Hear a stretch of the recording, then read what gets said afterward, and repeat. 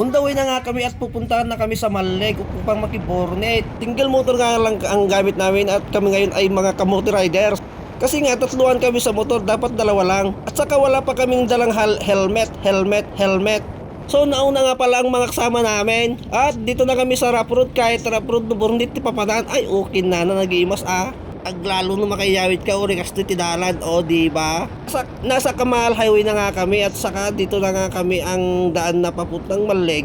Mas malapit kaso rough road. O tingnan nyo, may backhoe pa sa gilid.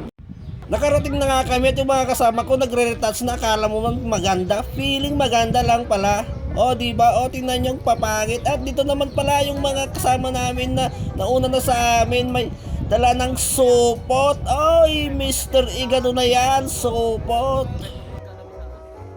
At andito na rin pala si Mrs. Polka Dots. Akala ko Christmas na kasi naka polka dots. O tingnan nyo, si asawa ni Rambo yan. Yan si Ramba. O yung kakulitan namin kahapon dito. Ay, apaw. Sa tayo ipagpadong nabigat? Merry Christmas. At nandito na nga kami sa exciting na part. Oh, yun na wag mo nang buksan yan. Wala rin maralag. Ay putang ina, awan mo lang di may kargam dita kasi awan supon mo agar uyot ni mantika. At nagtatakip na pa ang mukha. Nakita na kayong mukha yan naman si Miss Palanit. Oh, yaw pa'y nagbasit ta si Dam. Apay agday-diet ka, sumurot ka palang ukis ti sabam. Ito nga rin yung kinuha ko, kunti lang para makarami ako kasi pag marami wala na. Up. Ito pa yung isang exciting part, inuman na, kapsat karuba.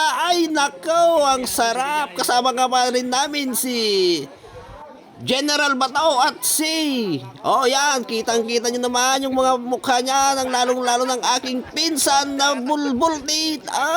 Ang dami na pala sila dito. Ako na pala ang naiwan kanina doon sa aming baryo. At heto nga pala si Tito, naniningil na ng akala mo konduktor na ito. Pero ito, pambili po namin ng beer kasi mahal dito pag budaan ng beer. At nagbigay nga pala ako ng 200 pang share at makakarami na rin ako dito ng inom. Eto na po kami. Sagana nga pala kami sa pulutan kasi marami silang pinarti na baboy, 5 ata or 6, 7, 8, 10. Basta marami, hindi kami naubusan ng pulutan.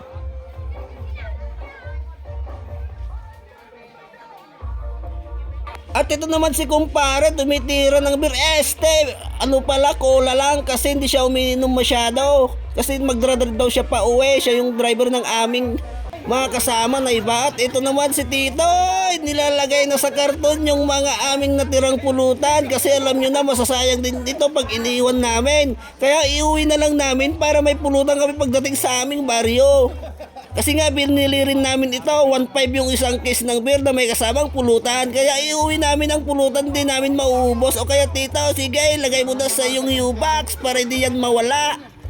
Kaya sinipti na yung pulutan ni Tito doon sa kanyang motor. Ayun na siya. Okay, hayahay na naman mamaya. Ano dito, ma'am? Po sir, 50 na. At heto naman si Tita. Ay, akala ko nagtitinda ng chicharon. Yun pala, bumili siya ng chicharon kasi nauumay na sa mga karne. Kaya yan, chicharon na lang at kinuha ko yung isa. Masarap ito, diba? Sarap sa suka. At bumalik pa nga si Tito kasi kulang pa daw yung kinuhang karne at yung marami pa rin kaming pulutan. Kaya binigay namin lahat kasi may chicharon naman na. At hindi rin kasi nagagalaw yung mga karne. Kaya yon, sinafety na yon. Okay, Tito, 2 beses na yan. Kaya hayahay na naman tayo mamaya sa ating baryo. Ito nga pala yung nagpakasal ng anak dito sa Malig. Taga-baryo din namin to. Kaya ito, nakapawad lang siya kasi pogi daw siya pag nakapawad. At eto na nga, uuwi na kami kasi medyo lasing na ako. Nakainom na ako ng 4 na bote ng beer. Pero yung mga kasama namin parang malungkot kasi hindi sila nakasupot ng igado. Ay sayang naman ito. Ay apaw. Ayan, nagbalot na sila ng kanilang mga sarili kasi mainit sa daanan. Kaya kasi, babay na lang.